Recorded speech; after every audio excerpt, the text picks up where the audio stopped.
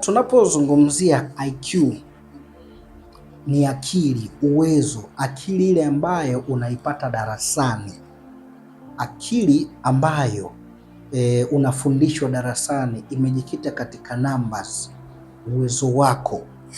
Mtaani bana, tumeaminishwa sana ili mtu aweze kufanikiwa anahitaji kuwa na IQ, lakini pasipo kujua mtaa hauhitaji IQ peke yake, kuna vitu vya ziada ambavyo vinahitajika. Kwa hiyo mtu yeyote anapokuambia huyu ana IQ kubwa, inamaanisha huyu ana uwezo mkubwa au ana akili kubwa. Umeona? Kwa hiyo IQ kwa kirefu chake inaitwa intelligent quotient. Hii ni akili ya darasani ambao sana inakuwa analyzed na namba, uwezo wako wewe. Na ndio maana wanapopima IQ utasikia huyu ana IQ ya 103, ana IQ ya 117, ana IQ ya ngapi?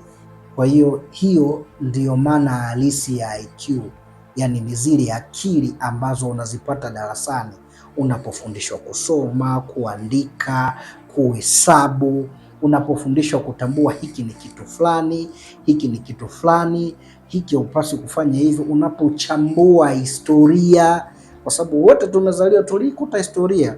Kuna watu ambao walizaliwa hawakuwepo kipindi cha Nyerere, lakini wanamsikia tu Nyerere na wana uwezo wa kumchambua Nyerere kuliko hata watu waliokuwepo. Kwa hiyo ndo IQ, akili ya darasani. Yaani tunapozungumzia IQ, kama nilivyozungumza kwamba ni akili ya darasani, yenyewe imejikita katika milengo mitatu.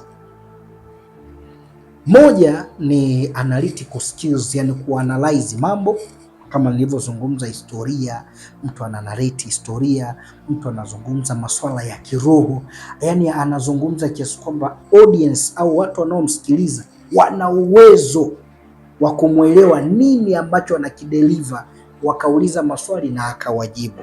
Kwa mtu wa IQ, kitu cha kwanza anakuwa na analytical skills au analysis. Kitu cha pili anakuwa na excellent memory. Ili tukupime wewe una IQ kubwa, huwa una uwezo wa kumbukumbu, memory yako inafanya vizuri. Mimi ni mwalimu kwa mfano wa kiroho, nimekufundisha wewe ukaelewa, na wewe uka uwezo wa kuwafundisha watu wengine zaidi na zaidi na zaidi, kwa tayari tunakupima kwamba IQ yako iko vizuri, kwa sababu una uwezo wa kukumbuka yale ambayo ulikuwa umefundishwa na uko yafanyia kazi. Lakini kitu cha tatu ni logical thinking.